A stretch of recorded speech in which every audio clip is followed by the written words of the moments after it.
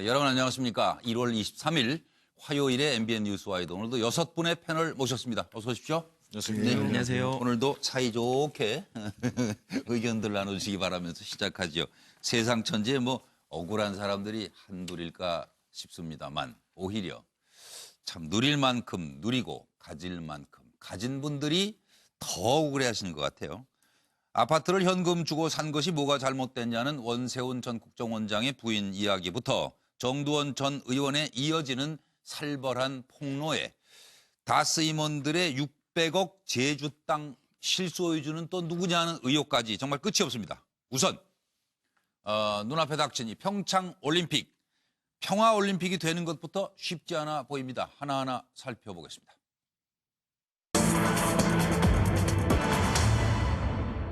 평양올림픽 공세 2011년에 사실은 여야가 합의를 했죠.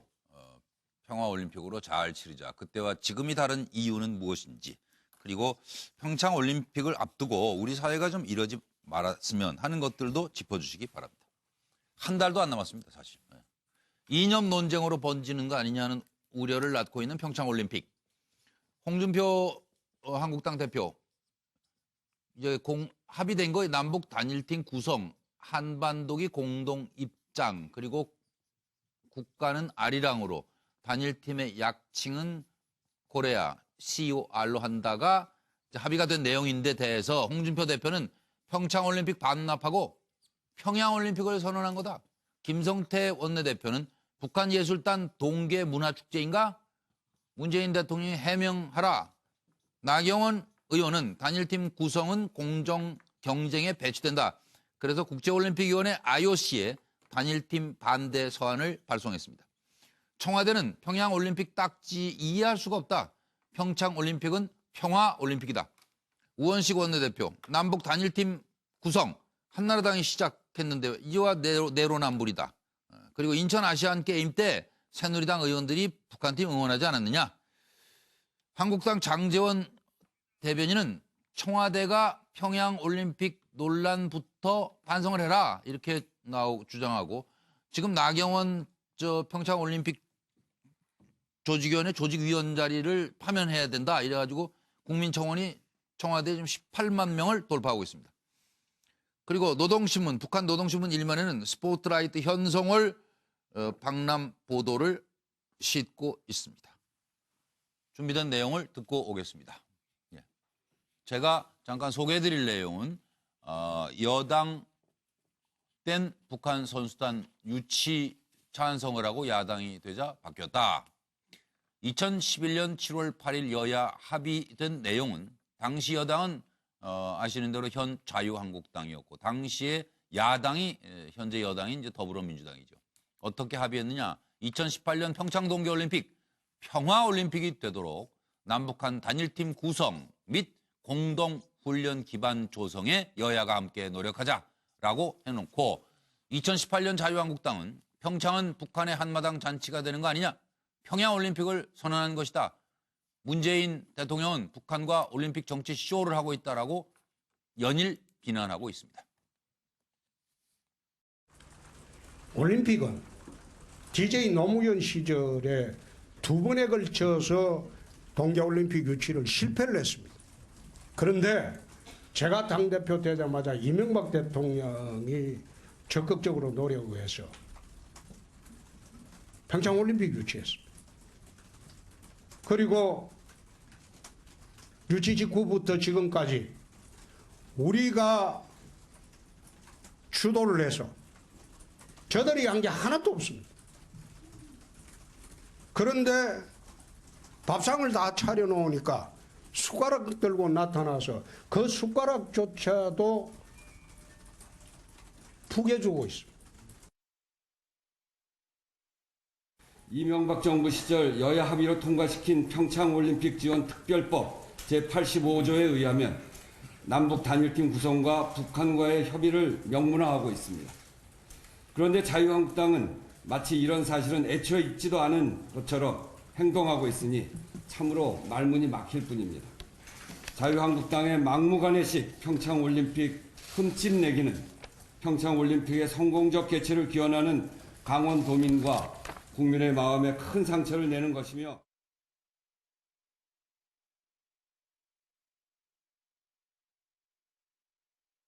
네. 지금 이제 제가 드린 질문은 소개해드린 대로 2011년에 단일팀 공동훈련 뭐 이런 지원하겠다 이런 내용에 합의해놓고 지금 이제 야당이 되니까 평양올림픽이다 이렇게 공세를 하고 있는데 이에 대한 여러분의 시각 그리고 어떻게 하면 평창올림픽이 평화의 축제가 될 수 있도록 우리 사회에서 이건 조금 조심하자 이러지 말았으면 하는 것들에 대한 질문을 드리고 있습니다. 준비되신 대로 듣기로 하고요. 잠깐 남은 내용 듣겠습니다.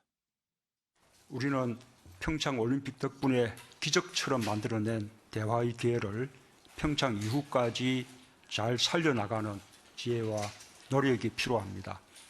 남북 대화가 미국과 북한 사이의 대화로 이어지게 하고 다양한 대화로 발전시켜 나가야 합니다. 북한도 함께 노력해 주기 바랍니다. 오랜 단절 끝에 모처럼 마련된 대화이어서 여러 가지 어려움들이 있을 수 있지만 그 성공을 위해서는 남과 북이 함께 역지사지해 나가면서 차근차근 극복해 나가는 노력이 필요할 것입니다. 평창 동계올림픽은 한반도 평화를 넘어 동북아의 그리고 세계의 평화를 앞당길 마중물이 될 것이라고 확신합니다. 그래서 평창올림픽은 평화올림픽입니다. 그러므로 여기에 평양올림픽이라는 딱지를 붙이는 것은 이해할 수가 없습니다. 2014년 인천 아시안게임에 북한 선수단이 참가했고 북한 응원단이 왔으며 북한 고위급 대표단이 경기를 참관했습니다. 하지만 그 누구도 평양 아시안게임이라고 부르지 않았습니다. 네, 김현성 부원장님부터 의견 주시겠어요? 예, 저는 국제사회가 동의하고 예. 여야가 합의를 통해서 만들어진 이 평창과 관련된 단일팀 그리고 그 과거의 어떤 지원 법안들 이런 것을 손바닥 뒤집듯이 이렇게 하는 건 제 얼굴에 침 뱉기다. 예. 지금 상황이. 그래서 지금 국제사회가 얼마나 지금 대한민국을 주시하고 있습니까? 그래서 한 달 남은 평창올림픽 상황에서 지금 이 문제를 자꾸 정쟁으로 몰아가서 과연 누가 득이 될 것이냐. 과연 지금 우리 사회에서 누가 그것을 통해서 득을 볼 것이냐. 예. 그리고 또 마찬가지로 지금 자유한국당에 저는 묻고 싶은 게 이런 거 있어요. 참석을 해도 지금 문제 제기를 할 거고 참석을 안 했으면 안 하는 대로 또 문제 제기를 하지 않았을까라는 네. 생각을 하면서 예. 조금 더 성숙한 게 지난번 2010 말씀대로 홍준표 대표님 말씀대로 평창올림픽을 유치하는데 얼마나 힘들게 저희가 유치를 했습니까? 모든 국민들이 함께 한 목소리로 강원도민들 몇 차례에 걸쳐서 실패를 딛고 네. 우리가 얻어온 큰 성과인데 그런 성과 앞에서 야당으로서 그리고 여당으로서 그 조금 성숙한 모습을 보여야 된다. 알겠습니다. 과거에 올림픽이나 큰 스포츠 축제가 있었을 때 전쟁도 멈췄어요. 예. 근데 여야 간 정쟁이 뭐라고 네. 지금 이렇게 뜨거운지 모르겠습니다. 그럼 이번에는 한국당의 허명환 의원이 네. 말씀해 주십시오. 이 개가 꼬리를 흔들지 꼬리가 개 흔드는 거 아닙니다. 예. 이번 스포츠 종목이 금메달이 102개인데요. 네. 북한에서 오는 팀이 5팀입니다. 예. 전체 선수 수가 22명이고 네. 선수는 5개 종목에 22명이 오면서 뒤에 따라오는 객이 얼마나 많습니까? 네. 예술단, 공연단, 태권도, 시범단 한 500명이 옵니다. 네. 그러니까 누가 보더라도 이거는 게임보다도 선전하는 쪽에 더 초점이 가지 않겠느냐 예. 하는 이런 의구심은 당연히 가질 수 있는 거죠. 예. 그리고 지금 평창 동계올림픽 법률을 이야기를 하시는데 네. 그 85조에는 분명히 남북 단일팀 구성할 수 있습니다. 예. 단 조건이 뭐냐? 남북 관계 발전법에 따라서 하도록 돼 있어요. 예. 남북 관계 발전법에 따르면은 남북 간의 관계는 국가 간의 관계가 아닌 민족 간의 예. 민족 내부의 어떤 거래로 보도록 돼 있습니다. 그런데 거기에 무슨 한반도 길을 쓴다든지 태극기를 올리지 말아든지 이런 규정이 전혀 없어요. 예. 그래서 저희들이 평양올림픽이다 이렇게 주장하는 거죠. 이번엔 정기남 소장으로 갑니다. 아니 언제부터 평창을 평양으로 읽기 시작했는지 잘 모르겠어요. 예. 저는 좀 해도 너무한다. 예. 이게 이제 어젯밤 저희 국민적 감동이 있었지 않습니까? 그 정현 선수의 호주 멜버른에서의 어떤 우리 스포츠에서의 어떤 쾌거를 봤는데 스포츠에 놀라운 여야 일이에요. 따로 있는 거 아니지 않습니까? 전 놀라운 국민이 기록입니다. 감동의 드라마를 어젯밤 목도했습니다. 예.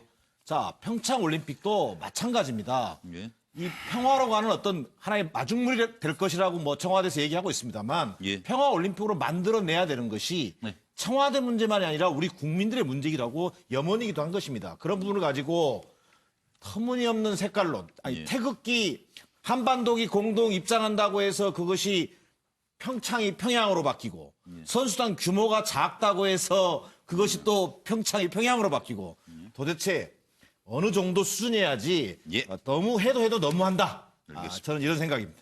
예. 정택은 전 의원님은 어떤 생각이세요? 조금 전에 정현 선수 말씀하셨는데요. 정현 선수가 복식도 16강까지 올라갔거든요. 예, 근데 예. 그 한반도의 평화를 위해 가지고 북한 선수랑 같이 한번 단일팀 해가지고 복식해봐라. 그랬으면 16강까지 갔을까요? 성적의 문제가 아니잖아요. 아니 그러니까요. 스포츠라는 것은 개인의 기량과 정당한 룰에 의해서 진행되는 거거든요. 저는 지금 사실은 야당이 잘못 맥을 짚고 있다고 생각하는데 예를 들면 대북 제재를 얘기를 하니까 현성호 일행이 이제 하루 이틀 쳐온다든지 그리고 사실은 이제 가장 주안점을 될 문제는 북핵이나 미사일 문제와 관련해서는 아무런 진전이 없는 것이거든요. 예. 이 문제점들을 정확히 지적하는 것이 필요한데 그거를 이제 평양올림픽으로까지 가는 이것은 정말 제가 보기엔 야당이 너무 나간 것이고 오히려 지지를 못 받는 행동을 하는 것인데 예. 제가 이 대목에서 꼭 지적하고 싶은 얘기는 뭐냐면 우리 정치는 이상하게 고질적으로 한 가지는 내로남불 내가 하면 로맨스고 남이 하면 불륜이다 라는 아주 고질병을 하나 갖고 있고요. 또 한 가지는 국가의 이익보다는 정파적 이익을 중시하는 그런 정쟁지상주의라는 아주 고질까지 두 병을 갖고 있어요. 그래서 예. 이 두 가지 병을 치유해서 협치로 나가는 과정들을 해야 예. 나라도 발전하고 사실은 이 평창 올림픽도 성공적으로 치는 데 도움될 거라고 저는 기대합니다. 그러니까 우리 내부에서 지금 평화가 깨지는 것 같아요. 그러니까 말이에요. 지금 하여튼 아이고 이거 차재원 교수는 어떻게 생각하세요? 예, 저는 홍준표 대표를 아마 예. 지금 적시하면서 제가 교각사로란 말을 썼는데요. 예, 교각사로란 말이 그거 아닙니까? 소의 뿌리를 예. 바로잡으려다가 소를 죽여버리는 잡는다고. 예, 그런 오랜만에 건데요. 어떻게 보면 지금 자유한국당이 지금 평창 올림픽을 평양 올림픽이라는 것 자체가 예. 저는 일종의 교각사로에 해당되지 않을까 하는 생각입니다. 사실 지금 평창 올림픽을 앞두고 사실 걱정들이 많았지 않습니까? 한반도가 상당히 그때 긴장이 상당히 고조되고 그리고 또 사실 이 다른 외국에서도 안전 문제 때문에 참여하지 않겠다는 이야기도 나올 정도로 그래서 상당히 걱정들이 많았었는데 어쨌든 지금 남북 간에 지금 화해 무드가 생기면서 이 지금 안전의 문제 그리고 나아가서는 이제 흥행까지도 이제 지금 할 수 있는 그러한 상황인데 이걸 너무 정파적으로 좀 해석하고 계신 것이 아닌가 하는 생각입니다. 네.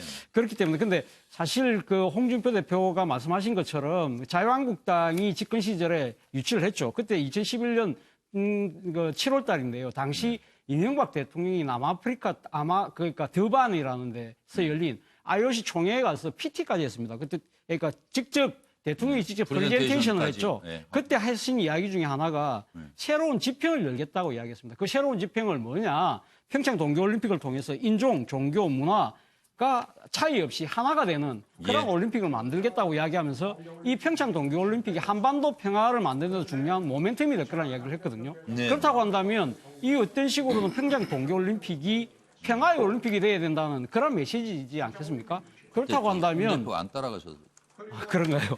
홍준표가 안 따라가서 안 그런가요? 따라가셨어요. 그런데 지금 사실 그 뒤에 집권한 또 박근혜 대통령도 사실은 IOC 위원장을 만났을 때도 이 평창 동계올림픽을 통해서 남북 관계의 개선, 나아가서는 한반도 평화 구도를 만들겠다는 의지를 계속적으로 이야기해왔거든요. 그렇다고 예. 해서 지금 정권을 빼앗겼다고 해서 과연 그러면 이 지금 평창 동계올림픽을 평화를 걷어차고 예. 그럼 평양으로 가겠다? 이건 좀 아닌 것 같습니다. 이건 항상 보수 정파가 항상 이야기하는 국익을 우선으로 내세우는 예. 그러한 그 기조하고도 분명히 다른 것 같고요. 예, 예. 또 한편으로는 알겠습니다. 제가 마무리해 지금 문재인 대통령께도 제가 한 말씀 드리고 싶은 건데요. 예. 사실 북한을 지금 우리가 적극적으로 지금 품는다, 포용하고 있는 거 아닙니까? 그렇다고 한다면 야당도 품어야죠. 그래서 오늘 예. 늦었지만 오늘 대통령께서 지금 그 여당 원내대표단과의 이 오찬 자리에서 이 여야 원내대표가 회동을 추진하라고 만들어달라고 이야기를 했다고 하지 않습니까? 네. 저는 필요하다면 알겠습니다. 개별 정당의 대표들까지 대통령께서 직접 만나서 예. 이 평창 동계올림픽을 이 성공적으로 갈 수 있는 식으로 협조를 이 좀, 구하자. 예, 협조를 네, 구할 필요가 알겠습니다. 있지 않나 생각이 듭니다. 오늘 밤이라도 당장 전화하시면 되죠. 예, 뭐 저는 좀 그랬으면 좋겠습니다. 그렇죠? 서정환 변호사님. 저는 이게 한마디로 정리하면요. 예. 항상 이게 북한의 전략은 변화가 없는데 예. 북한의 전술 변화에 우리 정부가 끌려다니는 안타까운 모습이다. 그래서 이게 평양 올림픽에 가깝다고 보는데요. 예. 왜냐하면 이게 북한의 전략은 통미봉남, 그다음에 핵미사일이고요. 이 전략은 변화가 없어요. 단지 전술이 바뀌었는데 그럼 이게 우리 네 가지를 제가 예를 들었는데 바로 이게 현송월이가 방문 무단 변경인데 한마디도 우리 항의 못 하잖아요. 예. 이게 의전이 국빈급이에요. 예. 제가 이게 중앙아시아 국빈 우연히 간 적이 있는데 그보다 더 환대입니다. 이거는 이게 과잉 의전이에요. 또는 이게 연습을 마식령 스키장 예. 현장에서 해야지 이게 왜 북한에서 연습을 합니까? 예. 이게 북한 주민의 피땀이 서린 스키장이거든요. 시설도 이게 위험해요. 또는 이게 세 번째 금강산 전야제. 평창이 준비를 다 했는데 그럼 이게 금강산만 북한만 전 세계에 부각될 거 아닙니까? 마신령은 유망주가 하는 거죠? 아까 그렇게 네. 말씀하신 또 거죠? 이게 선수단이 건 아니고. 22명인데 배보다 이게 배꼽이 커요. 예, 그럼 예, 이게 북한은 이 올림픽을 전 세계 위장 평화 공세, 예. 북한 이게 체제 선전의 장으로 이용하려고 하고 우리 정부는 이게 저는 이용당하고 있다 이렇게 봅니다. 예, 알겠습니다. 그리고 나경원 의원에 대한 파면, 올림픽 조직위원직 파면을 원하는 국민 청원이 20만 명을 넘어섰다고 합니다. 저희 뉴스 와이드는 유튜브와 페이스북으로 실시간 생중계해드리고 있습니다. 보시면서 이런저런 관심도 표명해 주시고 또 뭐 여러 가지 정보도 올려주셔서 대단히 감사하다는 말씀을 드리고 원세훈 전 국정원장 얘기로 넘어가겠습니다. 그 자녀가 집산 문제가 시끄러워지니까 부인께서 직접 나서서 많이 억울하시다는데요. 그 내용 살펴드리겠습니다.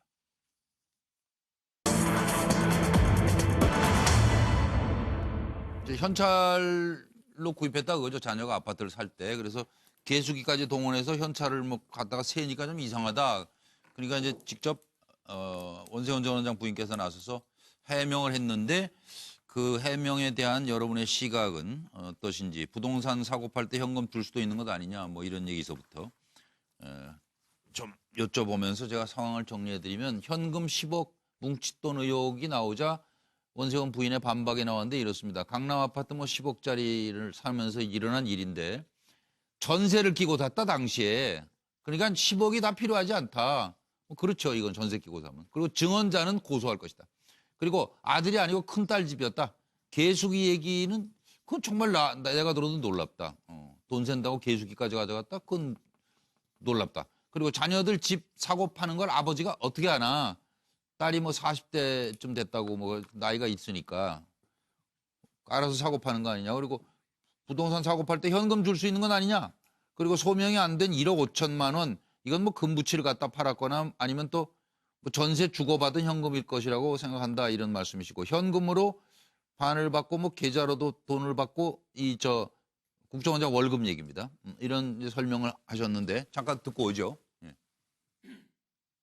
또 무슨 특활비로 10억을 받았다. 그 10억 무슨 말 같지도 않습니다. 아니 그러니까 그게 어디서 의문을 제기하는 거예요? 그러니까 이것이 뭐 검찰 수사 과정에서 좀 흘러나왔던 얘기 같은데요. 저희도 아유 그런 얘기는 하지 않았어요. 수사가 아니고 저는 참고인입니다. 아니 근데 사모님께서 하셨다는 얘기가 아니라 이 네. 얘기가 집을 팔았던 사람 예. 그분이 증언하시기를 검찰에서 네. 집을 사러 오실 때 10억을 가지고 오셨다. 그리고 아유 정말 그 사람은 곧 보세요. 고소당할 테니까. 아 그래요? 그러면 네네. 10억 집 이 자체가 말이 안 되는 건가요? 아유 말이 안 되죠. 전세를 끼고 네. 샀는데 무슨 10억이 필요하지도 않아요. 그리고 강남 집이었잖아요.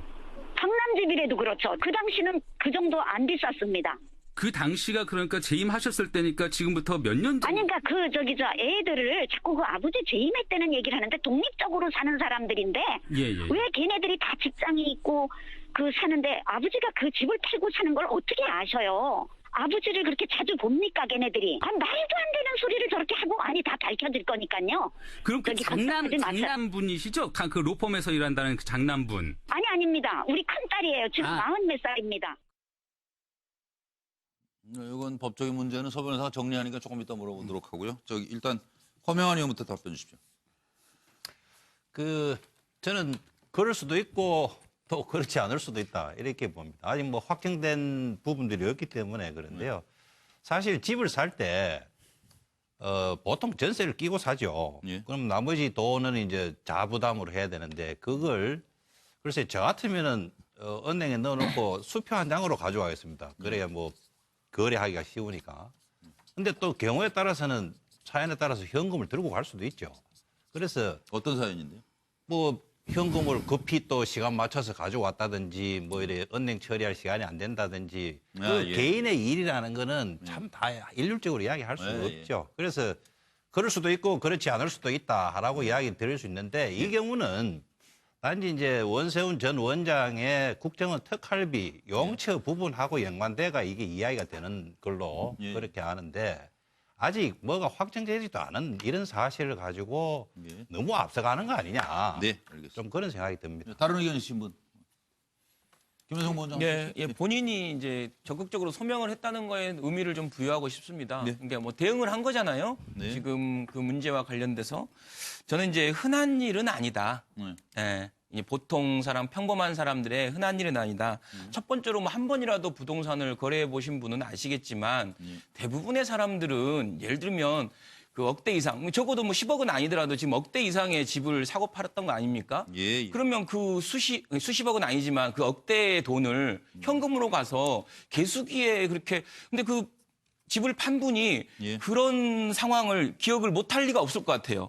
본인이 그렇게 했지 않습니까? 돈을 가지고 왔더라. 현금을 가지고 와서 개수기를 놓고 돌려서 세니까. 그렇죠. 그걸 기억할 수는 없는 그분의 기억은 저는 현실적으로 정확하다라고 볼 수 있을 거고 이제 흔한 상황은 아니지 않습니까? 저도 뭐 집을 몇 번을 사고 팔아 봤지만 다 계좌로 다 요즘에는 뭐 처음에 계약금 주고 그다음에 마지막 그 이사하고 나서 계좌로 보내고 이런 식으로 그 부동산 중개사 앞에서 하는데 흔하지는 않다. 그리고 1억 6천만 원에 대해서 금부치를 얼마나 갖고 있었으면 사실 1억 6천만 원 정도 1억 억대의 금부치를 갖고 계셨는지 그것도 사실 흔한 일은 아니다. 마찬가지로 월급도 마찬가지로 저는 그때가 그 원세훈 원장 있을 때가 그렇게 우리나라가 그렇게 낙후된 시절은 아닌 것 같은데 현금으로 월급을 반을 받고 계좌로 반을 받았다. 이건 정말 흔한 일은 아니다. 흔한 일은 아니라고 죄라고 할 수도 없다. 그렇죠. 정기남 소장님 뭐라고 쓰세요? 네. 기본적으로 지폐 개수기를 가져왔기 때문에 사실은 매도자가 지금 기억을 하고 있는 거 아니겠어요? 그걸 또 언론에 검찰 조사에서 얘기한 거고 개수기라고 하는 것은 참고로 이 개수기가요 1분에 한 몇 장 정도 세는 줄 아세요?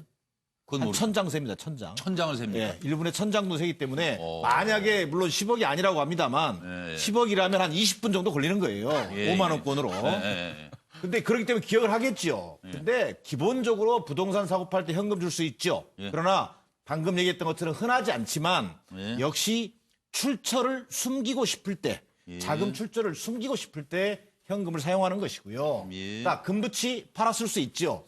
또 전세 주고 받은 현금 이건 제 판단으로는 알리바이 조성용입니다. 자, 모든 돈을 그렇게 쓰지 않았다. 모아서 했다. 이럴 가능성이 높아 보이고요. 월급을 현금으로 받고 계좌로도 반 받는다? 저는 우리나라 공무원 그런 사람 없습니다. 제가 오기 전에 방송 출연 전에 여러 번 물어봤습니다만 저는 이런 공무원 본 적 없고요. 자, 제가 앞만 봐도 원세훈 전 원장이 연간 40억 원에 달하는 특활비를 쓸 수 있었습니다. 그러면 매월로 따지면 한 3, 4억 됩니다. 3, 4억 정도의 특활비를 아마 집에 부인에게 줬다면 아마 현금으로 주지 않았을까. 그리고 그 돈과 계좌로 들어오는 돈을 합해서 부인께서는 월급인가 보다. 뭐 이렇게 하지 않는 이상은 상식적이지 않다. 이런 말씀 드립니다. 당연하시겠어요? 저는 먼저 이제 원세훈 원장이나 부인을 옹호할 생각은 변호할 생각은 전혀 없습니다. 근데 사실은 어제 인터뷰라고 그러는데 제가 어제 방송을 그대로 들었는데요. 인터뷰가 아니고 기자가 취재했고 그것을 녹음한 네. 그 음성 파일이 어제 방송에 나갔던 거라고 생각하고요. 예. 그리고 이제 10억 얘기는 좀 안 맞는 게 일단 전세금을 끼고 예. 산 아파트라고 얘기를 하는 거거든요. 근데 지금 제가 보기에 평소에 상당히 이제 그 우리 원세훈 원장 부인께서 상당히 좀 까다로운 성격인 거는 좀 분명하신 것 같아요. 그러니까 이제 집을 매수한 사람이 여러 가지 이제 불만을 매도한 사람이 있어서 얘기한 건지 모르겠지만 뭐 국정원장 특활비가 연 40억이라니까 뭐 거기서 나왔던 것으로 추론하기 위해서 그 증언자의 진술이 보도가 된 건데 네. 저는 사실은 어느 게 진실인지 정확히 모르겠습니다. 예. 근데 분명히 여기서 짚고 넘어갈 것은 뭐냐면 정세균 국회의장이 지금 포르투갈에 계신데 어떤 얘기를 했냐면요. 예. 이러한 잘못된 수사 관행은 이제 좀 바로잡아져야 된다. 무슨 얘기냐면 피의 사실을 계속 공표를 해요. 예. 제가 보기에는 국정원장 특활비가 그 정도 되니까 거기서 갔을 것이다라는 여론들을 유도하기 위해서 검찰에서 이것을 공표를 하는 거예요. 예. 이런 식의 수사 있어서는 안 됩니다. 네. 만약에 정말 이렇게 문제가 예를 들면 특활비에서 나갔다. 그러면 나중에 밝혀가지고 명명백백하게 처벌하면 되죠. 처벌 받아야 됩니다. 그런데 그것이 확증되지도 않은 상태에서 그것을 언론에다 왜 흘리냐 말이에요. 검찰이. 왜 이런 수사를 해야 되냐 말이에요. 네. 자, 잠깐 준비된 내용 듣고 와서 이번에는 서정호 변호사 얘기를 좀 듣도록 하겠습니다. 같이 들어보시죠. 특활비라는 거를 듣도 보도 못 하셨어요? 아니 뭐 요즘에 와서 들었지 제가 그걸 어떻게 알겠어요. 그러니까 월급을 보통은 계좌로 이렇게 받잖아요. 그거 말고 원장님이 혹시 뭐 이렇게 보너스 같이 아니 현금으로 그런 가져서 거는 저 현금으로 반을 주고 저 계좌로 반을 받았습니다. 원장님 때 급여가 예, 원래 이쪽에는 그렇게 줘요. 혹시 네네네. 그게 잘못 아셨던 건 아닐까요? 그게 월급 봉투에 딱 적혀서 액수가 적혀서 나와요. 그러면 그거는 보통 이렇게 생활비로 쓰셨던 거고요. 그런데 제가 생활비로 특별히 많이 쓸 게 없죠. 그 당시는. 그 당시 그렇잖아요. 다 밥을 거기서 먹고 네네. 하는데 무슨 제가 생활비가 특별히 많이 필요하겠어요. 자, 그럼 얘기를 차 교수님 하신 다음에 서 변호사 하시겠다고요? 예, 먼저 하십시오. 예, 지금 부동산 사고 팔 때 현금을 줄 수도 있다는 예. 이야기. 저는 뭐 이런 생각이 듭니다. 그러니까 계좌이체, 수표 다 놔두고 왜 현금을 했을까? 이런 합리적 의심이 들 수밖에 없는 거 아니겠습니까? 그리고 금붙이를 팔았거나 전세금 주고 받은 현금이라고 한다면 과연 금붙이가 얼마나 됐을까? 금붙이가 금송아지 한 몇 마리 라도 한 10마리 정도 됐나? 애들 돌반지 팔아가지고야 뭐 돈이 몇 푼이나 그러니까 최소한 금송아지 정도는 돼야 될 것 같고. 예. 그러니까 현금으로 반 받고 계좌로 반 받았다.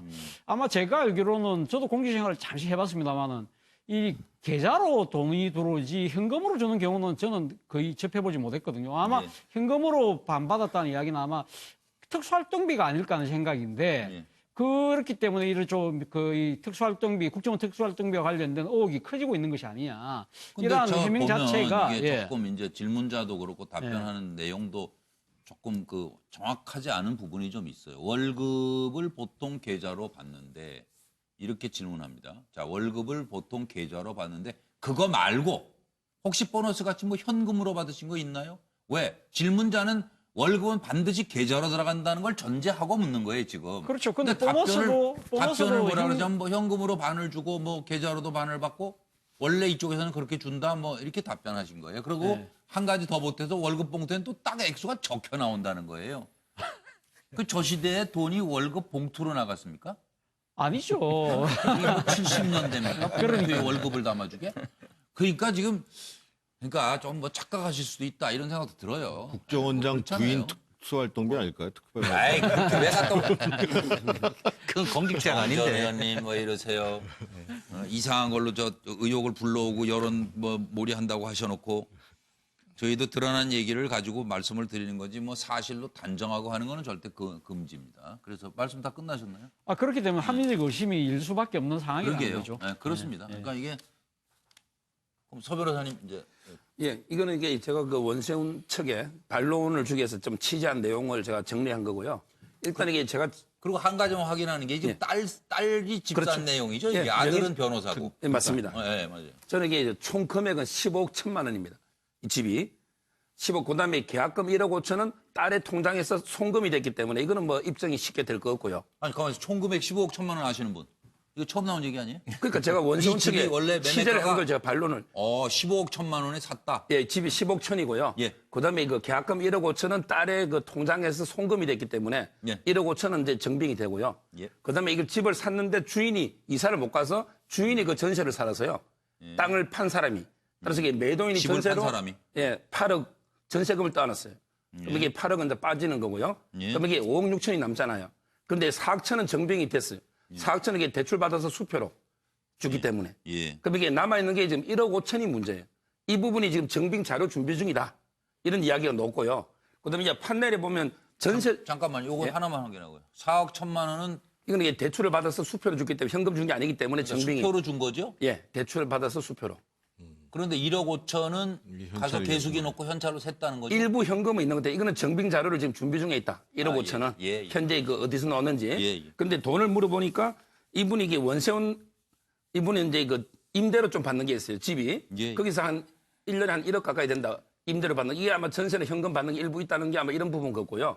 그다음에 자금 옛날에 살던 이건 뭐 원전 원장님 부인이 말씀하신 내용 그대로죠. 예. 저희가 옛날에 살던 조그마한 집에서 새가 나왔다. 예. 그럼 그것도 1년에 1억 원 예, 그게 넘는 돈 현금 일부 아니냐. 있을 수 있다는 거죠.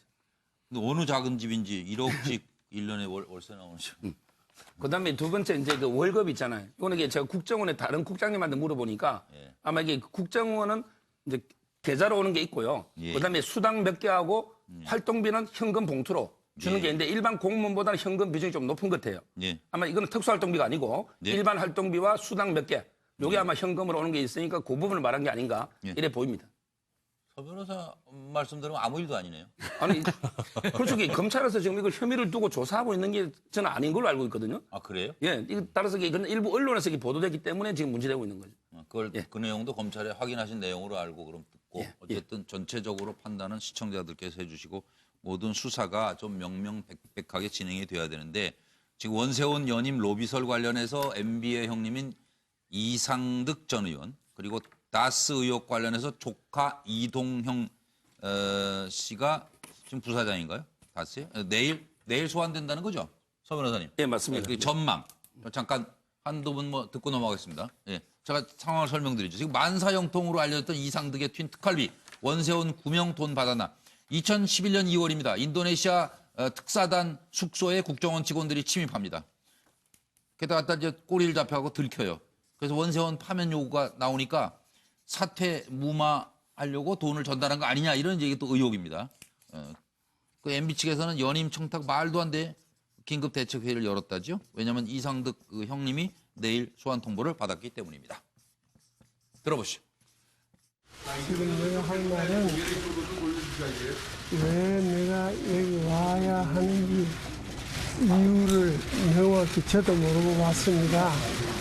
그러니까 일일이 하나하나 묻는데 대답을 좀 하기 힘듭니다. 열심히 분명히 밝겠습니다. 어느 회사에 비자금이 있다는 겁니까? 비자금 없습니다. 비자금은 정주영 회장님 취임에 관여하셨습니다. 자, 좀 나갑시다. 안 했습니다. 저희가 없도록 잘 해명하고 갑니다. 그래서 저 정말 가슴이 아픕니다. 이제 가서 성실하게 답변에 응하겠습니다. 회장님, 저축은행에서 돈 받은 사실 인정하십니까? 가서 얘기하겠습니다. 대통령과 청와대에 한 말씀 좀 해주시죠. 죄송합니다. 국민의 이목도 집중돼 있는데요. 국민께도 한 말씀 해주시죠. 죄송합니다. 한 가지 내가 속상한 다스에 대한 불만을 갖다가 갚으려고 그러니까 네가 힘이 들고 속상한 거예요. 아니 회장님은 약속하셨고 인지와선 딴소리하고 이동영 부사장한테 뭐 그랬다 이렇게 거짓말하고 다니니까 당연히 넌 화낼 수 있어. 근데 그게 아무 부질없는 거라니까. 네 자신만 못났다고 하는 거야. 나는 못났다는 것밖에 안 되는 거야 결국에는 그게. 그 세상은 진짜 불공평한 거야. 나도 서울대학교나 연대 나왔으면 여기 안 있어요. 형이 여기 시골에 여기서 현장 여기 와가지고 나도 어디 갈 데도 없으니까. 그러니까 나는 너처럼 사표 내고 나갈 수가 없는 거야. 아버지도 여기서 월급 받고 있지. 네, 차정 교수님. 예. 예, 제가 이게 2011년 2월에? 2월 달이죠. 인도네시아 특사단이 우리나라에 방한을 해가지고요. 예. 그때 무슨 문제였냐면 고동훈련기 T-50이라고 있습니다. 예. 이 카이에서 만든 우리나라 고동훈련 전투기, 고동훈련기를 훈련기를 훈련기. 인도네시아에 앉아 파는 문제를 놓고 상당히 한국과 인도네시아 간에 상당히 문제가 쟁점을 어떻게 풀 것이냐가 상당히 문제가 돼 있을 때 당시 인도네시아 특사단이 묵었던 숙소에 개안이 침입을 했습니다. 개안을 침입을 해가 그것이 문제가 됐는데 나중에 경찰이 출동해서 나중에 잡아보니까 그것이 국정원 직원이었다는 것이죠. 국정원 직원들이 아마 인도네시아 특사단이 갖고 있는 T-50과 관련된 구매와 관련된 여러 가지 아마 정보를 빼내려고 하다가 그렇게 문제가 된 것이죠. 바로 그것 때문에 상당히 외교적 문제가 커지니까 그때 원세훈 원장이 국정원장인데 여기에 대해서 국정원장이 책임져야 되느냐 아니냐, 책임져야 될 일이 아니냐는 그런 인책론이 나온 것이죠. 그 때문에 아마 그 시기에 국정원장 특수활동비를 이상덕 당시 의원에게 갖다 준 게 아니냐는 것이 지금 검찰이 지금 들여다보고 있는 혐의 중에 하나인데요. 저는 아마 이상덕 전 의원이 축도를 하게 되면 말 그대로 이번에는 만사형통이 아니라 망사형통으로 되는 것이 아닐까 하는 생각입니다. 망사형통이 그러니까 지금 사실 지금 이상덕 전 의원 같은 경우는 이번이 3번째거든요. 사실 여러 지금 혐의로 또 감옥에도 다녀오시고 했는데 이번에도 또 그렇게 되는 것 같습니다. 그리고 또 이동영 씨가 지금 이 소환이 될 전망인데 아마 이동영 씨는 이런 이야기를 하지 않을까요? 내가 진짜 세자였으면 좋겠다. 다스의 세자였으면 좋겠다. 아이고, 그런 얘기 나오면 정말 이건. 그러니까요. 그러니까 아마 진짜 본인 입장에서는 아마 지금 여러 가지 이 다스를 둘러싼 의혹이 사실 내가 지금 이렇게 솔직하게 까놓고 이야기를 못하는 그런 답답한 신경을 갖고 있지 않을까 하는 생각이 듭니다. 저 무슨 말 나올지 궁금하네요. 서 변호사님. 누가 먼저 하시겠어요? 먼저 하세요. 네. 의원. 이상덕 의원 같은 경우는 저도 곁에서 같이 지켜보고 같이 이제 정치를 좀 해왔기 때문에 잘 압니다만 참 산이 높으면 골이 깊다 하는 걸 또 새삼스레 느낄 수 있는데요. 만사 형통이라고 그랬습니다만 사실 지금도 청와대 민정수석실의 민정일 비서관은 대통령 친인척 관리합니다. 대통령이 났다 하면은 그 가족들 주위에서 가만두지 않아요. 누가 어떤 식이든지 접근을 해가지고 뭔가 이익을 도모하려고 자꾸 계속 건드리죠. 이동영 조카 같은 경우도 아마 그때 대단했을 겁니다. 대통령 조카다, 친족하다. 그리고 지금 이상덕 의원 같은 경우는 대통령의 친형이고 육선 국회의원이니까 엄청난 권한을 행사했죠. 근데 그걸 보면서 제가 느낀 게 공직자는 권력을 일시 담임할 뿐입니다. 그 권력이 평생 자기 게 아니에요. 그래서 권력을 행사하는 사람은 항상 겸손해야 됩니다. 그래서 오얏나무 밑에서 각고째 서지 마라 하는 이런 말도 검언으로 이야기를 합니다만 그런 권세에 취해서 이런 지금 인도네시아 이런 무기 관련해가도 의혹을 받고 오만 이런 증거로 다 의혹을 받고 급기야 특활비까지 받지 않았냐 하는 것 때문에 집까지 또 검찰의 압수수색을 받고 정말 참 골이 어느 정도까지 내려갈지 깊이 관심 있게 봐야 될 부분이라고 생각합니다. 허명한 의원 공직생활 오래 하셨잖아요. 그러니까. 네. 허명한 의원처럼 하면 그럴 일이 없다. 연금 받고 살고 있습니다. 하여튼 우리 서 변호사는 이거는 이제 아마 이것도 MB 측의 해명인데요. 일단 이게 이상덕 의원 부분, SD 부분 있잖아요. 이 부분 이게 김백준 원장 영장에도 보면 이래 돼 있어요. 김백준 원장 영장에도 원세훈 원장이 연임을 위해서 2010년 8월 달에 2억을 줬다. 이래 돼 있거든요. 2억. 그럼 이게 2010년 8월에 이미 연임을 위해서 김백준 원장한테 2억을 줬는데 다시 이게 2011년 초반에 또 연임을 위해서 SD한테 1억을 더 준다? 이게 과연 말이 되느냐? 그 당시 이게 원세훈 원장은 힘들고 오히려 이게 그만둘라는 걸 MB가 막았는데 그럼 이게 연임을 위해서 돈을 이미 옛날에 김백준도 2억 주고 또 이게 한참 뒤에 SD도 이상덕도 이게 1억 주고 이게 말이 되느냐? 이게 강력 부인하고 있고요. 저는 이게 물론 원세훈 원장의 진술이 일부 있는 것 같아요.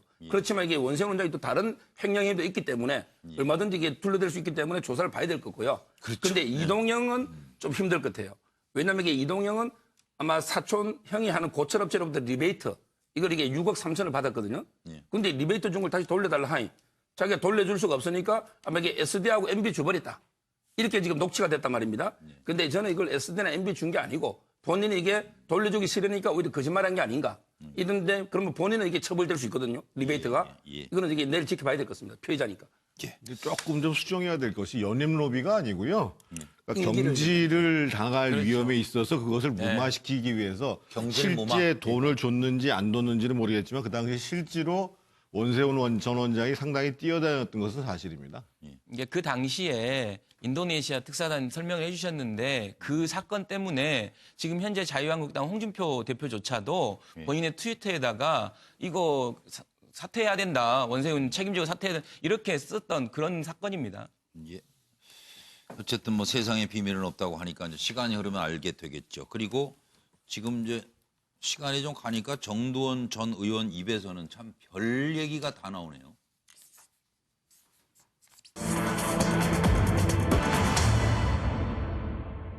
MB 캠프의 멘토라는 사람이 정두원 의원, 정두원 전 의원 나에게 당선 축하금을 제안하고 돈 보따리를 가져왔는데 안 받았다 이런 얘기를 이제 한 거예요. 그래서 왜 거액 당선 축하금을 주려 했을까? 정두원 의원 등 당시 소장파 개국 공신에게 MB 캠프의 멘토라는 사람이 그리고 경천 동지할 일 3번의 그런 일이 있었다 이 얘기를 또 했지 않습니까? 정 의원이? 그러니까 그 얘기를 듣고 MB 속내가 어떨지까지 좀 여쭤보겠습니다. 지금 상황은 이렇습니다. MB 멘토는 왜 정두원에게 거금의 당선 축하금을 제안했나? 제안했다라는 건 이제 정 의원의 이제 얘기입니다. 80년이래요. 2008년 추석을 앞두고 MB 캠프 멘토로부터 거액의 당선 축하금 제안을 받았다. 당선 축하금이 없어가지고 촛불 시위로 고생했다 이런 얘기를 하면서 이제 입을 막아야 되겠다. 불만 불평이 많이 터져나온다 그런 건가 봐요. 그래서 비판하는 사람 입막음용으로 정태근? 정태근 의원 옆에 계신 정태근 의원 맞아요? 이거 어떡하죠? 일단 해명을 좀 해주셔야 되겠는데? 어떻게 이거 정두원 의원이 얘기한 거니까 정두원 전 의원이. 아니면 아니라고 그러시고. 김용태 의원에게도 제안한 걸로 알아. 제안은 받으셨어요? 제가 자세히 설명드리겠습니다. 알았어요. 자, 경천 동지할 일, 뜻갈비 관련 형 이상득 소환되고 다스 관련 조카 이동용 소환되고 참 피가 많이 오네요. 사실 이거는 어제 대책회의 후에 기자들 질문에 나오시면서 MB가 하신 말씀입니다. 참 비가 많이 오네요. 집안 곳곳이 지금 비가 줄줄 새는 형국이긴 하네요. BBK, 도곡동, 다스. 정봉주 전 의원 BBK 의혹 제기했다 감옥 다녀왔어요. BBK 김경준 해달라는 대로 다 했는데 결국 이용만 나간 거죠. 박근혜 캠프에서는 BBK 의혹 제기 우리가 제일 먼저 했어요. 그건 맞는 것 같아요. 네. 자, 그래서 지금 와서 이제 들어보고 제 질문에 여러분 답을 주시기 바랍니다. 네. 추석 무렵이에요. 이제 그 멘토 중에 한 분이 이제 전화가 왔어요. 아침 먹자고. 그래서 이제 어느 호텔에 갔더니 호텔에서 아침 먹는데 이분이 뭐라 하냐면 지난번에 이제 임기 초에 촛불 시위가 일어나고 힘들었던 이유는 우리가 당선 축하금을 안 받아서 그랬다는 거예요. 그래서 그럼 뭔 소린가 했더니 당선 축하금을 받아서 고생한 사람들한테 쫙 뿌려줬어야지 잠잠한 거고 또 그 사람들이 열심히 또 싸워주는 건데 그걸 안 해가지고 열심히 안 싸워줘서 이게 속절없이 이렇게 당했다 이런 얘기를 하더라고요. 그래서 하도 황당해서 그냥 듣고만 있었는데 아침 먹고 일어났는데 차에 뭐 좀 실어놨다 그러더라고요. 이제 와서 도착해 와서 그걸 꺼내 보니까 이제 거금이 들어있는 거예요. 그래가지고 제가 이제 놀래가지고 이제 그거를 돌려보냈죠. 벌벌 떨어. 네, 돌려보냈죠. 비판하는 사람 입을 막기 위해서 그 거금을 주더라고요. 그래서 제가 이제 같이 저하고 비판했던 정태근 의원, 김용태 의원한테도 연락이 오더라고요. 네. 자기도 받았다는 거예요. 형 이거 어떡하죠? 연락이 왔어요. 근데 액수가 또 다 달라요. 급수에 따라서 달라. 제가 제일 많고 정태근, 뭐 김용태 순으로.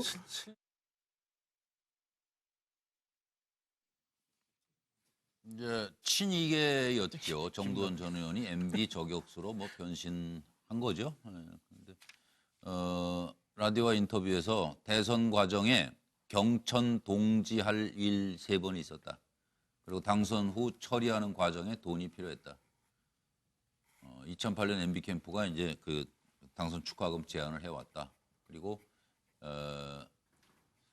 2008년 추석 무렵의 식사 자리에서 거액의 축하금을 제안했다. 임기 초에 촛불 시위 일어나고 힘들었던 이유, 당선 축하금 안 받아서 그렇다. 이렇게 MB 캠프의 멘토가 얘기를 하면서 당선 축하금을 받아가지고 고생한 사람들한테 뿌려줘야 잠잠하고 또 열심히 싸워주는 건데 말이야. 그러니까 자네도 좀 이 돈 받아서 서운한 거 있으면 풀어. 이런 거 얘기했다. 그거죠? 그러니까 정도원 전 의원이 바로 돌려보냈다는 거예요. 차에 좀 뭐 좀 실어놨다. 이러니까 깜짝 놀라서 보고 거액이 들어있어서 바로 돌려보냈다.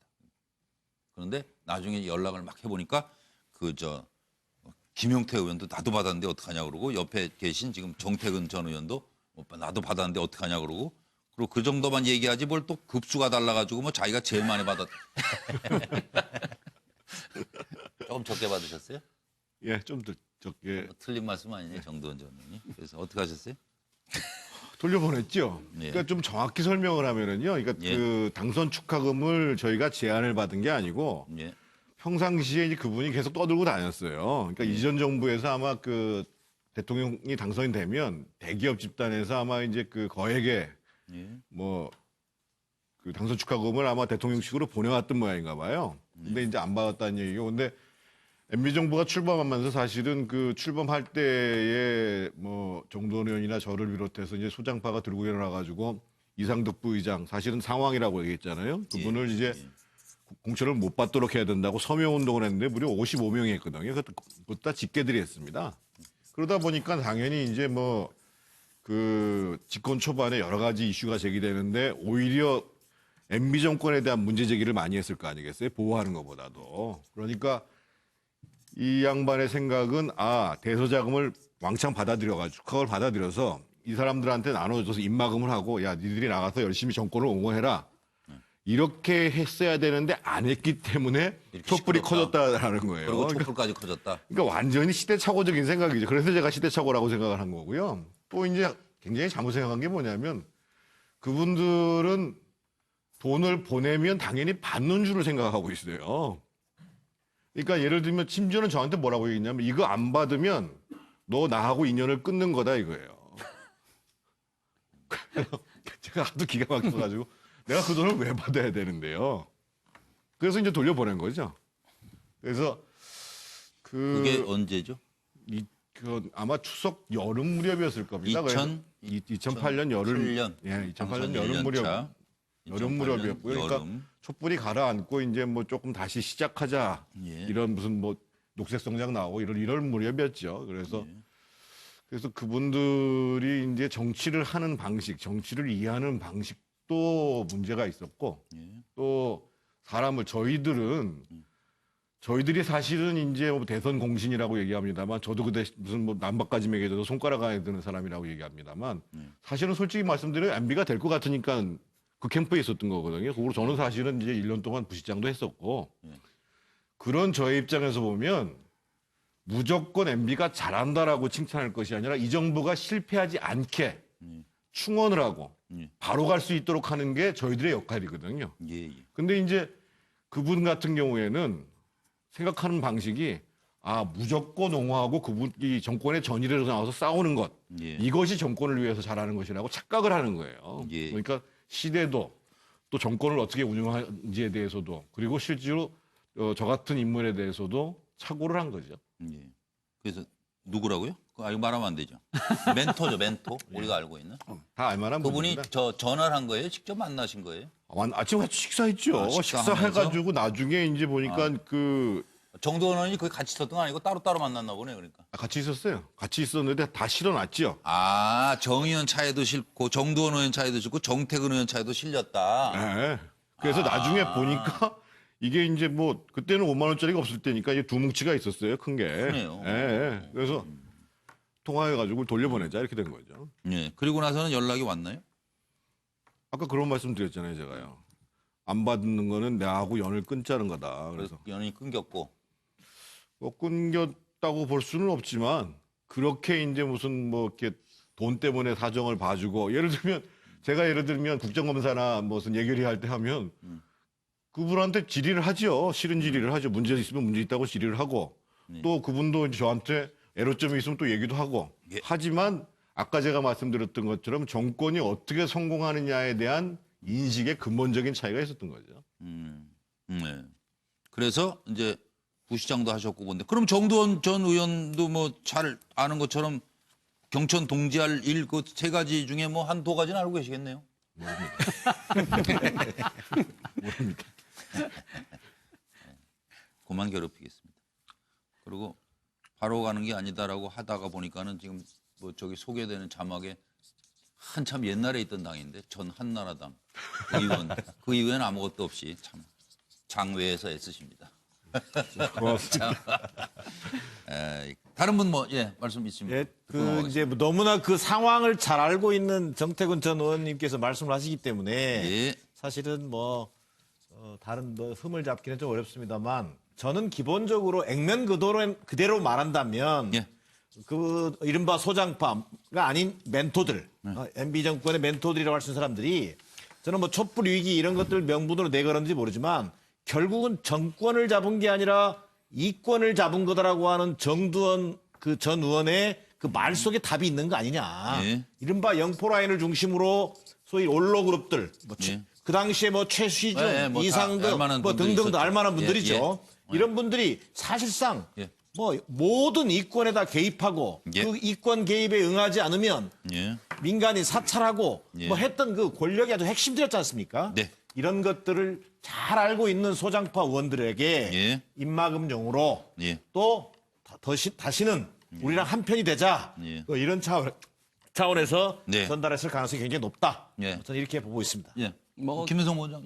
아무튼 이렇게 이제 박근혜 대통령이 최순실하고 엮었다 뭐 이런 것처럼 이제 엮으려고 결국은 그런 일이 있었을 것 같고 다만 저는 이제 지금 최근에 일련의 지금 정두원 전 의원의 이런 폭로들이 마치 용기 있는 내부 고발자처럼 이야기되는 거에 대해서는 조금 불편함이 있습니다. 국민들도 아마 불편함이 있을 거예요. 실제로 진짜 내부 고발자라면 어려운 환경에서 진짜 그 시절에 뭔가 문제를 인식했을 때 그때 얘기하는 것이지 지금처럼 찔끔찔끔 마치 본인이 딜을 하듯이 지금 경청 논리할 일이 세 가지가 있다 이렇게 말을 던져놓고 지금 계속해서 또 하나하나씩 뭔가를 지금 하는데 좀 이런 부분들은 국민들이 좀 불편함이 좀 있을 것 같습니다. 근데 고생했잖아요 정 의원도. 근데 그때 당시에 다 그러니까 뭐 이 얘기는 안 했습니다만 사실은 그때 당시 할 얘기 다 했어. 오늘 사실은 그 민병두 의원이 국정원 사찰한 거 있지 않습니까? 그거 다 2010년도에 저희가 다 폭로한 사실이에요. 아니 그러니까 경천 동지할 일 세 가지 중에 한 가지라도 알고 있어야 측근이든지 뭐지 가지고 이게 돈을 받았든 일이 아닐까? 아유 그러니까 다시 한번 묻습니다.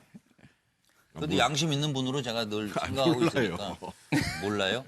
그러니까 가격 차이가 나네. 정도는 저는 아니까 한 3배 간 거 아니에요 돈이 그러면? 세 가지를 알고 있어서 세 장이 간 것 같습니다. 그러면 거꾸로 묻겠습니다. 이건 여기 저 뉴스와이드에서 말씀하신 거니까 책임지시고. 왜냐하면 저희 MBN 프로그램에 나와서 정두원 전 의원이 얘기한 겁니다. 세 가지 경천 동지할 일이 있었다. MB 정권에서. 그런데 돈을 그래도 주는 걸 받았다고까지 폭로하신 정두원 전 의원에서 정태근 전 의원도 어쨌든 돈은 받았는데 돌려줬다 지금 얘기해 주신 거 아니에요. 그러면 정두원 전 의원이 거짓말하는 겁니까? 어떤 거요? 경천 동지할 일은 모르십니까? 없었습니까? 경천동지 사람이 할 수 있는 일 중에서 경천동지라는 거는 뭐 핵무기를 쓰는 것뿐이 그래 핵무기를 써야지 땅이 움직이고 하늘이 어디 가는 거 얘기가 너무 산으로 가는데요. 그러니까 그런 비밀스러운 일이 있었냐 그 얘기죠. 모른다니까요. 저는 뭐 저렇게 정태근 의원님께서 굉장히 합리적인 분이신데 모른다는 얘기는 저는 있었다 이렇게 봐도 된다. 저는 이렇게 얘기하고 싶습니다. 알고는 있지만 말할 수는 없다. 뭐 이게 이를테면요 그 당시에 그 대선 후보 해야죠. 말씀하시고 갈게요. 대선 후보 경선 당시가 굉장히 치열했거든요. 반발의 승리였거든요. 심지어 제가 그 당시에 너무나 많이 알렸던 얘기 중에 하나가 정태근 의원님도 그 당시에 관여가 돼 있겠지만. 이른바 경선을 3일 앞둔 시점에서 상황 인식이 완전히 달랐어요. 그게 무슨 얘기냐면 소장파는 무조건 이명박 후보가 이긴다고 봤고 원로그룹들은 굉장히 상황이 어렵다고 봤어요. 뭐 이런 상황 인식이 다른 속에서 그 당시에 파다했던 얘기는 경선 3일 앞두고 어마어마한 부정 경선의 움직임이 있었습니다. 예. 그런 얘기들이 그런 류의 것 전혀 아닙니다. 상당히 관련돼 있을 그런 가능성이 얘기는 높다. 저는 이 얘기를 한번 드려봅니다. 예, 알겠습니다. 자, 서 변호사님 정리해 주십시오. 이거에 대한 이게 아마 제가 정도는 폭로에 대해서 그 반응만 좀 말씀드리면 예. 이게 당선 축하금은 말이 안 되고요. 네. 당선 축하금 이게 시점이 벌써 추석이면요. 1년이 다 돼간 시점 아닙니까? 그런 게 말이 안 되고 그다음에 입마금용도 금액이 너무 적어요. 일부 게 언론에 다 보도됐지 않습니까? 1, 2천. 1, 2천을 어떻게 이 국회의원 입마금을 합니까? 이것도 아니고 그 당시에 제가 듣기로는 이게 영포 라인, SD나 박영준 이 라인과 소장파 라인 이게 캠프에 갈등이 많으니까 예. 캠프의 자장으로서 좀 화해 뭐 이런 좋은 의미로 그냥 저는 성의 표시를 좀 했는데 네. 이걸 이렇게 돌려줬으면 지금 와서 이게 폭로하는 게 과연 정치도에 맞나 이런 게 아마 MB 캠프 측의 반응 같습니다. 네. 정태근 전 의원이 오늘 아무 말씀 대변인 없으시기 하시는 때문에 거예요, 넘어가도 계속. 되겠습니다. 계속 대변인이요, 대변인. 벌써 7시 그런 얘기는 안 하셔도 될 것 같아요. 7시 6분이 됐습니다. MBN 뉴스와이드 생방송으로 보내드리고 있고요. 이 방송은 유튜브와 페이스북으로 실시간 생중계해드리고 있습니다. 이번엔 이상한 또 땅 얘기가 일단 튀어나왔어요. 시가 600억 원 상당의 제주 땅 실제 주인은 또 누구인가 하는 의혹입니다. 보시죠.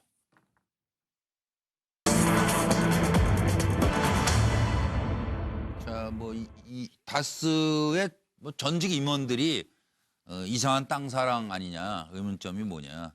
전국 각지에 뭐 수백억 원대 땅을 가지고 있다는데 가만히 들여다보니까 등기가 여러 사람으로 이제 돼 있고 그리고 이상한 교차 대출, 근저당 이런 것들이 설정이 돼 있더라 이 얘기입니다.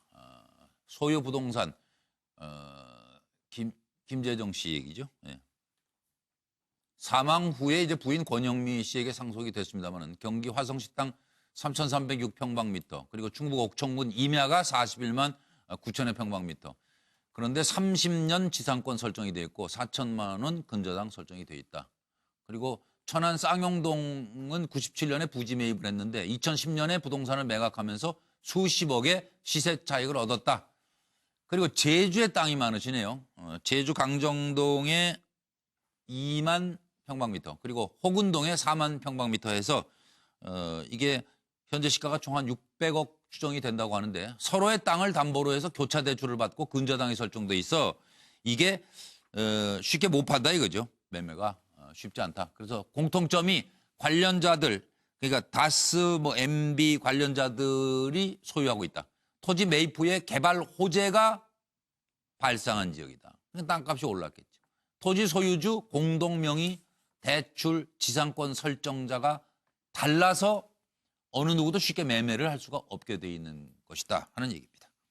예, 들어보시겠습니다.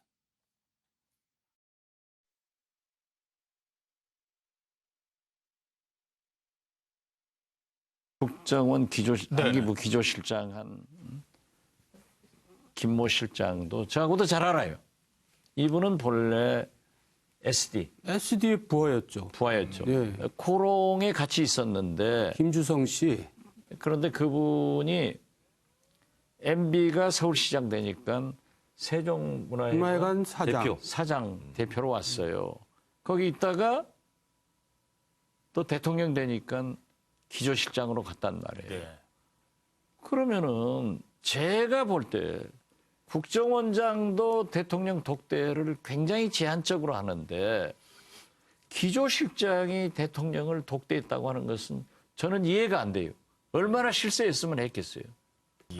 그렇게 생각해요. 그런데 나는 참 지금도 또 의문인 게 MB의 비서실장 유익 그런데 그분이 대통령의 일정은 국가안보상 공개를 하지 않습니다. 비밀로 지켜주는 거예요. 그런데 김주성 기조실장이 대통령과 독대했다. 이것을 또 확인해 줬더라고요. 그런 거 보면은 이분들이 총체적으로 다 걸려 있으니까 자기 살겠다고 MB 죽인다. 그러니까 그 아들을 보면은 아버지가 보이듯이 그 부하를 보면은 MB가 보이잖아요. 이건 일단 의혹 제기 지금 정도 수준이라서 뭐 놓쳐서는 안 될 점이 있는지 이 부분에 실제로 의심할 부분이 뭐 있는지 이걸 정 의원님 먼저 쓰셨네요. 네. 간단히 말씀드리면 서 변호사님 만약 공증 내 땅이 아니다라고 공증을 하게 되면 땅을 확실히 내 땅이 아닌 거죠. 아니 그거는 이게 부동산 실명법에 의해서 좌우되기 때문에 받을 수는 있습니다. 다만 이게 그러니까 과징금을 저는 내고 무슨 얘기냐면 이명박 전 대통령한테 아닌 땅이 아니면 아니라는 것을 공증하자 법원에 가서.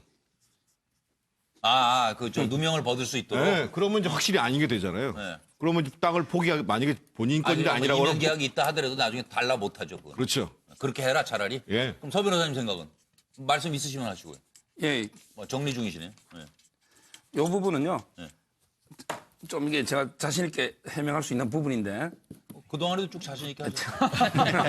자신 없는 적이 있나요, 우리 서 변호사? 이 제주도 땅이 600억 있잖아요. 예. 이거는 이게 제가 보기에 MB의 차명 재산이 아니고요. 예. 김성우, 권성호 전무 있잖아요. 이분들이 다스 자금을 횡령한 돈으로 샀을 땅일 가능성이 저는 높다. 이렇게 지금 보고 있습니다. 그게 이유를 제가 설명드리면 이게 만약에 2007년도에 김성우, 권성호 회장이 횡령의 책임을 지고 물러났어요. 근데 이때 만약에 MB 땅이 제주도에 있었다면 땅을 회수하든지 뭔가 이게 조치를 취했을 거예요. 근데 MB는 그때 땅이 제주도에 있는 걸 몰랐어요. 그러니까 이게 이 두 사람을 해임시키고 돈은 이게 120억은 회수했는데 이 땅은 조치를 못 취하고 모르니까 이 땅이. 그래서 이게 그때 방치해둔 게 이게 첫째 이유고요. 그다음에 두 번째 김성우, 권성호 이분이 이번에 자수서를 냈어요. 이게 모든 거 다스 설립은 MB가 다 지시했고 다 자수서를 내는데 그럼 이게 다 MB하고 지금 사이가 서운하니까 다 폭로하고 있잖아요. 그럼 이 땅도 MB 거다. 이렇게 폭로를 해야 되는데 이에 대해서 아무 언급이 없어요. 이 땅은 본인들 거라는 거죠. 좀 그다음에 세 번째 95년부터 이게 부동산 실명법이 돼서 이제 부동산을 차명으로 하면 처벌돼요. 옛날에는 차명이 많았지만 그런데 MB가 96년에 종로에 국회의원 나가잖아요. 이런 이게 꿈이 있는 분이 굳이 이게 불법이 돼가지고 실정법을 어겨가면서까지 차명으로 무리하게 살 이유가 없고 또 이게 뭐 어떤 분이 해군기지 이야기하는데 이거는 이게 한참 10년대의 이야기고 저는 이게 모든 걸 봤을 때는 이 가능성이 높다고 보고 있습니다. 허명환 위원도 하시려고요? 짧게들 해주세요. 지금 서둘러 가야 되는데. 이게 좀 그 정치 철학하고 관련된 부분이라고 저는 그렇게 생각하는데요. 기본적으로 자유주의라면은 개인의 어떤 사적 재산에 대해서는 관여하지 말아야 됩니다. 그 취득 과정의 합법성, 이전 과정의 합법성, 이거에 문제가 없다면은 그건 개인 재산이죠. 뭐 프랑스 혁명 후에 프로동 같은 경우는 소유는 도둑질이라고 하는 논문도 발간했습니다만 칼 마르크스조차 인정하지 않았습니다. 그래서 이 경우 누가 소유를 하고 있든지 간에 만약에 거기에 탈세를 했다든지 이런 경우가 있으면은 국가가 관여해서 세금을 징수하고 이렇게 되지 어떤 합법성에 문제가 없다면은 그냥 넘어가야 되는 부분 아니냐. 이렇게 생각합니다. 제가 먼저 할게요. 그 두 가지 관점에서 좀 전에 서정욱 변호사가 얘기한 이를테면 이 땅이 제주도 땅이 김성우 전 사장이나 이런 분들의 그 차명이든 뭐 땅일 가능성이 높다 이런 말씀하셨는데 그분들이 왜 그렇게 복잡한 방식으로 자기 땅을 사면서 물 횡령한 돈이긴 합니다만 그렇게 복잡한 방식으로 누구도 팔 수 없도록 이렇게 교차로 뭐 근저당을 설정해주고 이렇게 나는 해야 됐는지 의문이 들어요. 자기 땅이 아닐 가능성이 더 높기 때문에 소위 이른바 교차 뭐 대출도 해주고 근저당도 설정하고 또 여러 명의 지분으로 얽혀 있도록 그렇게 하지 않았을까 싶고요. 두 번째, 좀 전에 우리 허명환 의원님도 말씀하셨는데 개인 재산 문제 삼을 생각 없죠. 그러나 이 재산이 횡령에 의해서 법인 횡령에 의해서 모은 차명 재산이라고 한다면 범죄 행위죠. 그런 맥락에서 진행되고 있다는 말씀을 드리고요. 이건 차명 재산의 주인이 따로 있기 때문이고요. 조금만 있으면 저는 지금 악취가 펄펄 나고 있기 때문에 곧 주인은 밝혀질 것이다. 뭐 저는 이런 판단입니다. 이 얘기 나왔을 때 저는 이 문건이 떠오르더라고요. 그러니까 이명박 정부에서 다스의 최대 주주인 김재정 씨가 사망하고 상속세를 내야 했을 때 그 당시에 이제 상속세를 어떤 방법으로 내느냐 문건을 만든 거예요, 청와대가. 그래서 그 청와대 문건에 보면 그냥 돈으로 그냥 다 내는 거, 돈으로 냈을 때, 그 다음에 예를 들면 부동산을 팔아서 냈을 때, 그리고 주식을 냈을 때, 물납을 했을 때, 이런 여러 가지 방법이 나오면서 결국은 주식을 물납해라. 라는데 거기에 이제 왜 돈이나 부동산은 안 되느냐라는 게 그렇게 내면 자금 출처가 되고 이 어떻게 돈이 쓰였는지 나오게 된다라고 해서 아주 상세하게 지시를 해요. 그래서 결국은 주식으로 물납을 하게 됩니다. 그래서 김재정 씨 땅은 사실 그래서 이제 물납을 하지 못하게 된 거예요, 부동산을. 부동산을 쉽게 생각하면 기업을 하는 사람은 다 알아요. 아니 그렇게 성장하는 기업의 주식을 내가 최대 주주인데 19%나 물납을 하게 됩니까? 왜냐하면 그러면 주주의 그 최대 주주에서 물러나겠는데 그래서 그 부동산을 못 팔게 거의 물납을 못 하게 되죠. 근데 그 나머지 지금 다스의 임원들의 땅들도 결국은 저는 그런 상황이 아닌가 싶습니다. 묶어놓은 거 아닌가라는 생각이 듭니다. 조금 전에 이제 보여도 드렸습니다만은 그 제주도 호군동 땅도 이제 여러 명 임원들 전 임원들 이름으로 했는데 아까 얼핏 봤는데 뭐 다시 보니까 멋있네요. 이야, 저 땅가 엄청나겠는데요. 집도 잘 줘놓고. 이야, 저 뭐. 저게 또 저 땅이 MB 정부 때 굉장히 폭등했어요. 저 땅값이. 이야, 정말. 그 재주 있으시네요. 제주도에 땅 사서 저렇게 땅값 올라가는 거. 야, 정말 어떻게 뭐 특강 들어야 되는 거 아니에요? 이 정도 되면. 그래서 정권을 잡은 게 아니라 이권을 잡았다는 거 아니겠습니까? 아이, 참 아까 허명한 위원처럼 생각하고 사실이니까 편하게 알아서 돈 벌어 샀겠잖니 하면 되는데 그죠? 차지원 교수님도 뭐 어떠실 말씀? 저는 뭐 이 지금 부동산의 이상한 교차 대출 건재당 의문점은 그거 아니겠습니까? 결국은 서로의 그 뭡니까 이 부동산 자산의 이걸 갖다가 황금성 그러니까 돈으로 바꾸치기 못하도록 이렇게 딱 제동장치를 걸어놓은 거 아닙니까? 그리고 쉽게 말하면 서로의 지갑에다가 자물쇠를 채워놓은 거거든요. 예, 맞습니다. 그 왜 그렇게 해놨겠습니까? 그 부분 뭐 조금만 생각해 보면 너도 주인 아니고 나도 주인 아니다. 그렇죠. 뭐 그렇게 생각할 수밖에 없는 거 아니겠어요? 예. 그리고 이제 아무리 뭐 똑똑하게 이제 하는 거죠. 이것도 돈 관리도. 근데 아무리 똑똑해도 인물이 출중해도 사람 잘못 만나서 판단이 흐려지면 인생이 이렇게도 꼬이는구나 싶습니다.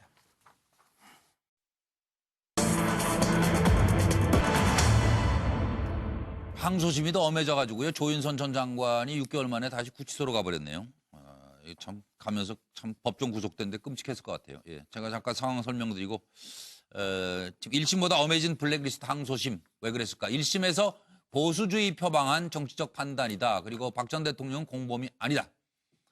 그런데 2심에서 그리고 1심에서는 이제 징역 3년이었습니다. 김기춘 전 실장은 그래서 항소할 것이다.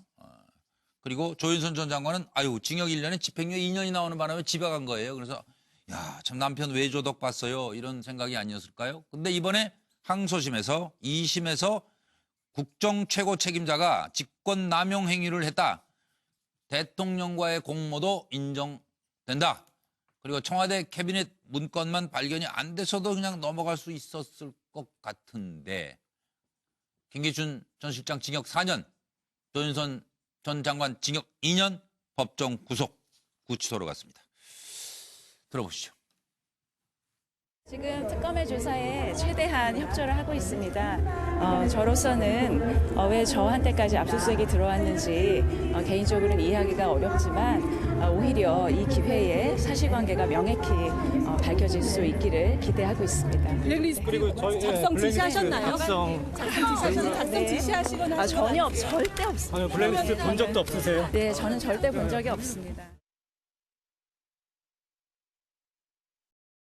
저에 대한 고민을 풀어주셔서 감사하게 생각합니다.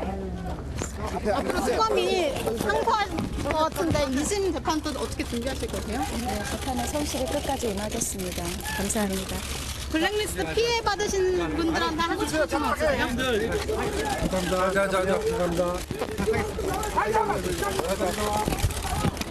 블랙리스트 피해자분들한테 한마디 해주시죠.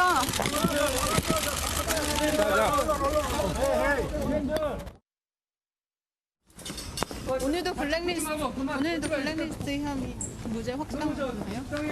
무죄라고 생각하시나요? 박준우 전 수석이 진술 바꿨는데 그거에 대해서 좀 어떻게 생각하세요?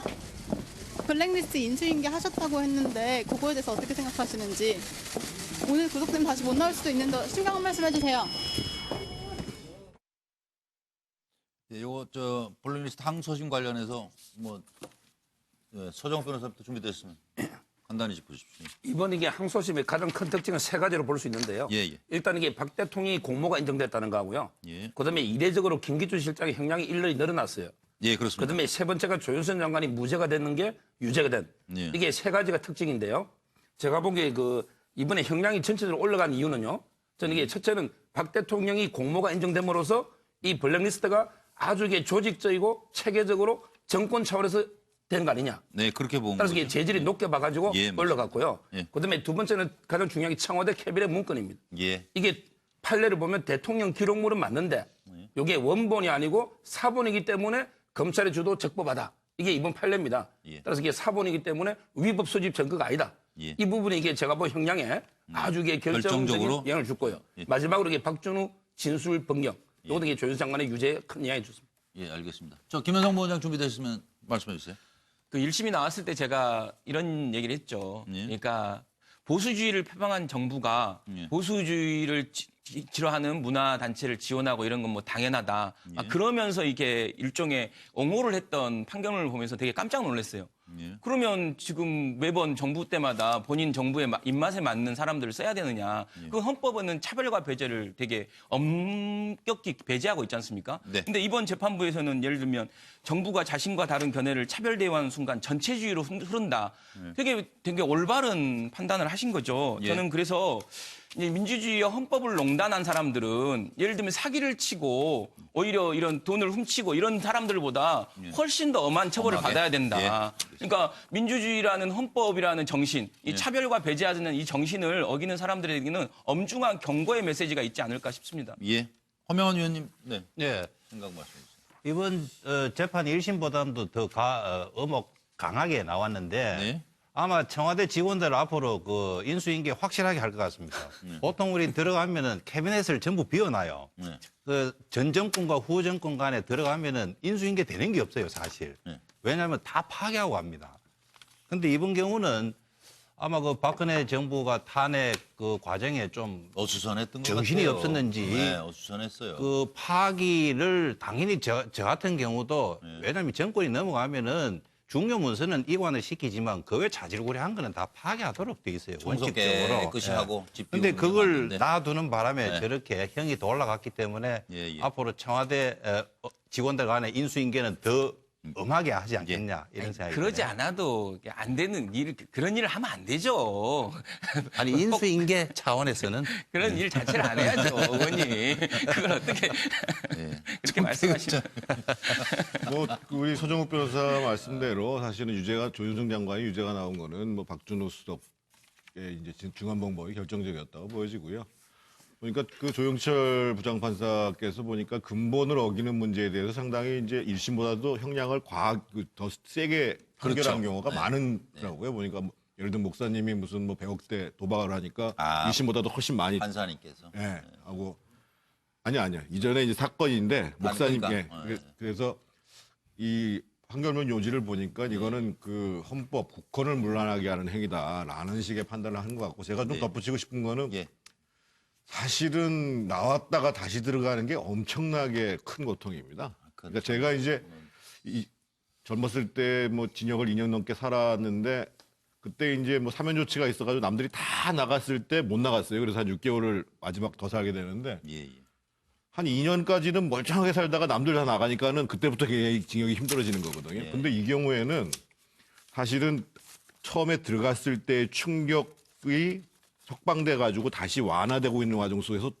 다시 들어간 거거든요. 그래서 정말 크죠. 아마 조윤선 장관이 제가 알기로는 징역도 잘 살지 못하는데 상당히 그 본인이 이제 그 출세에 대한 그 기대 때문에 잘못 발을 들여가지고 지금 아주 혹독한 대가를 치는 것 같습니다. 무섭네요. 차재원 교수님. 예, 저는 뭐 이번 재판 보면서 결국 헌법의 엄중함을 다시 한번 우리가 각인하는, 새기는 그런 계기가 되지 않았나 생각입니다. 오늘 재판 보고 그 이야기를 하지 않습니까? 문화의 자율성과 불편부당의 원칙, 중립성의 원칙, 평등과 차별 금지에 관한 헌법 원칙이 위배돼서 그 자체로 위법하다고 이야기를 한 부분. 이거는 모든 공직자가 새겨들어야 될 대목이 아닐까 하는 생각이 듭니다. 그렇습니다. 정기남 소장님. 어떻게 보면 캐비넷 문건이 범죄를 잡은 건데요. 이게 좀 전에 말씀하셨던 것처럼 인수인계 되고 안 되고의 문제를 떠나서 기본적으로 대통령과 비서실장이 주재하는 수석 비서관회의 자료입니다. 결국은 이것은 오히려 이것을 정책으로 강변했던 오히려 조윤선 장관이나 김기주 실장 이런 것들이 결국은 위법이라는 거 하는 것이 재판부에서 정확하게 정의된 것이고요. 결국은 박근혜 대통령 전 대통령 재판에도 악영향을 미칠 수밖에 없는 그런 사안으로 지금 발전되는 것 같습니다. 그러니까 헌법 지킬 생각 없고 헌법 못 지키면 국민 자격도 없는 거예요. 그렇습니다. 그 말씀이고 하나 또 지금 이 최순실이 무슨 일을 했던 건지 조윤선 문체부 장관 임명 4개월 전에 자필 메모에 장관 조윤선 써놨다는 거 아니에요. 이게 뭘 말한다고 제가 받아들여야 됩니까?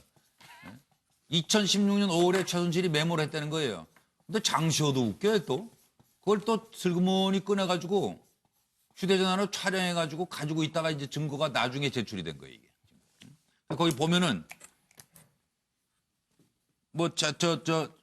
장관 이름 있고 다 있죠? 문체부 장관 조윤선, 환경부 장관은 뭐 현 차관, 그 다음에 뭐 정책수석, 비서실장, 농림부 차관, 이런 데 쭉 메모하기 시작한 그 다음에 다 이렇게 임명이 되는 거예요, 이제. 비서실장 이원종, 농림부 차관 이준원, 정책수석 안종범, 문체부 장관은 조윤선, 이렇게 다 된 거예요. 이걸 어떻게 뭘 하고 차정 교수님 이걸 저는 이거 들으면서 그 생각했습니다. 박관성 경쟁이 어머니 일성을 거뒀다. 박관성 경쟁이 뭐라고 얘기했습니까? 대한민국 권력 서열 1위는 최순실이라고 이야기했잖아요. 참 궁금하네요. 잘 지내시나 우리 박경정. 이 박관성 경쟁이 당신이 1위인가? 당신 말이 맞다는 생각이 들더라고요. 시간이 없어. 저 허명한 의원도 한 10초씩만 짧게 하시죠. 그 개각 명단을 짠다는 건 전 대단한 권세인데요. 아마 거의 이제 호랑이가 없으면 여우가 왕노릇 한다고 그러듯이 아마 곳곳에 다 손을 맺혔을 겁니다. 그러니까요. 뭐 공천 같은 경우도 이야기 있다가 쑥 들어가 버렸는데 뭐 그 경우도 많이 했을 것 같아요. 짧게 정기남 소장도 장차관 정도야 뭐 국정을 주물럭했던 권력설 1위의 모습이 가장 상징적으로 드러난 메모라고 보여집니다. 정태근 의원님. 최순실 씨가 인사권자 맞죠. 근데 이제 인사 시스템도 없었고 또 이 사람이 아는 사람도 별로 없어가지고 아는 사람만 이렇게 써놓은 거 아닐까요?